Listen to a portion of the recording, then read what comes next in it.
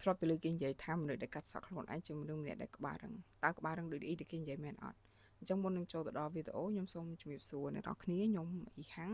បងប្អូនជួយស្ដាប់វីដេអូមួយនេះឲ្យដល់ចប់អញ្ចឹងចំណុចទី1ការកាត់សក់ខ្លួនឯងគឺពិតជាមនុស្សដែលក្បាលរឹងមែន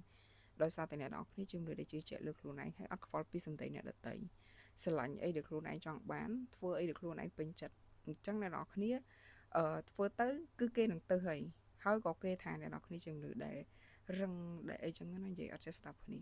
មកពីអ្នកនរគ្នាស្ដាប់ខ្លួនឯងជាងសម្ដីរបស់អ្នកដទៃចំណុចទី2ដោយសារតែទៅកាត់នៅជាងហើយអត់ត្រូវចិត្តក៏ត្រឡប់មកកាត់ដោយខ្លួនឯងហើយក៏លែងទៅជាងហើយនៅតែកាត់ជាមួយនឹងខ្លួនឯងរហូតដោយសារតែម៉ូតពេលខ្លះកំងគេគឺគេកាត់ទៅផ្សេងអញ្ចឹងវាធ្វើឲ្យអ្នកនរគ្នាអត់ពេញចិត្តហើយមួយទៀតគឺវាអាចនឹងសន្សំលុយជូនបងប្អូនអរគ្នាដោយសារឥឡូវហ្នឹងការកាត់សក់គឺវាថ្លៃហើយចូលទៅដល់ចំណុចទី3ពាក់ព័ន្ធជាមួយនឹងអារម្មណ៍ហើយនឹងផ្លូវចិត្តភាគច្រើនអ្នកដែលគាត់បែកបាក់ស្នេហាឬមួយក៏អ្នកដែលចង់ផ្លាស់ប្ដូរខ្លួនឯងចាក់ចេញពីអតីតកាលគឺគាត់នឹងកាត់សក់ខ្លួនឯងផ្លាស់ប្ដូរខ្លួនឯងលាបពណ៌សក់កាត់សក់